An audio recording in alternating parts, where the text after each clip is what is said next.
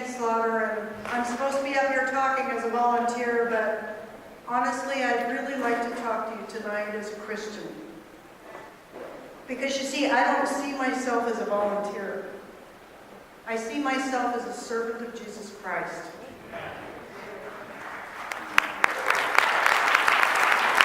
As I look out across the room at all the faces I'm seeing this evening, I see you the same way.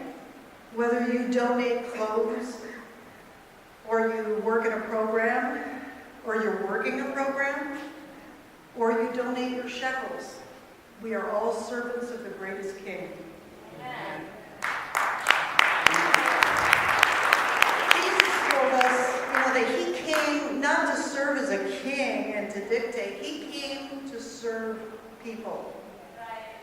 And Sister Teresa reminded us that at the end of our lives, we won't be judged by how many degrees we have, or how much money we've made, or how many great things we've done. We will be judged by, I was hungry and you fed me. I was naked and you clothed me. I was homeless and you took me in. And I can tell you that personally, Peter's words in chapter 4 are probably the most important words that have shaped my life. When he said, use whatever gifts you've received to serve others.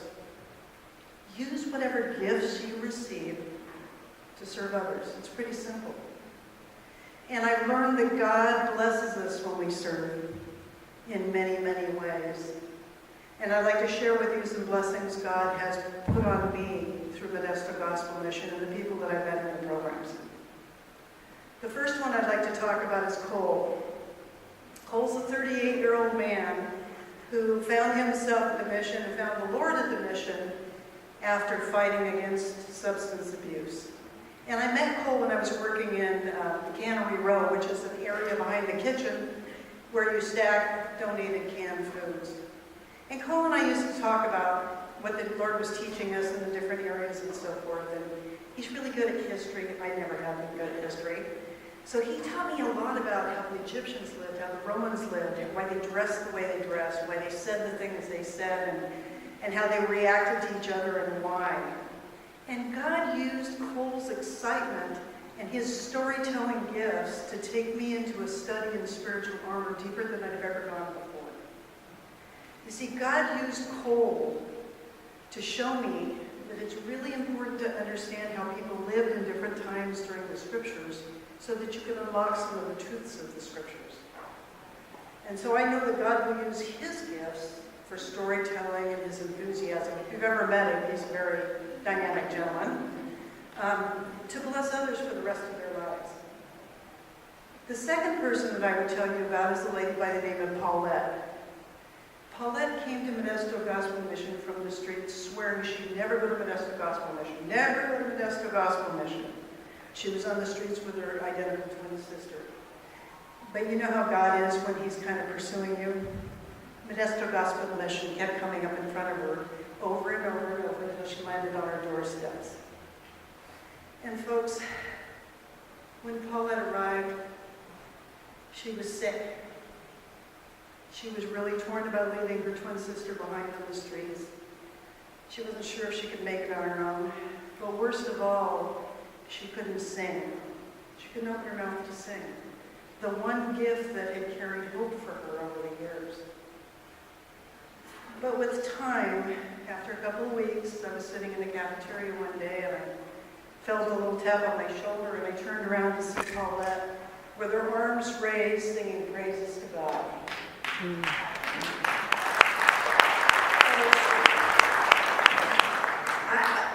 God used Paulette to show me his power and his glory and the fact that he can save and he can redeem and he can restore and he can heal. And he does it at Modesto Gospel Mission.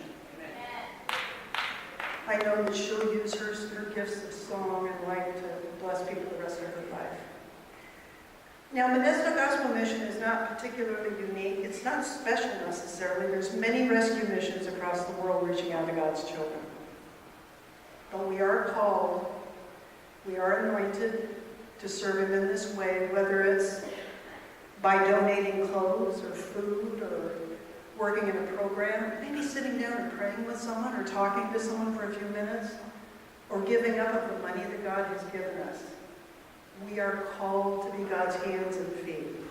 And so if I were to leave you with any encouragement tonight, it would be, keep it simple.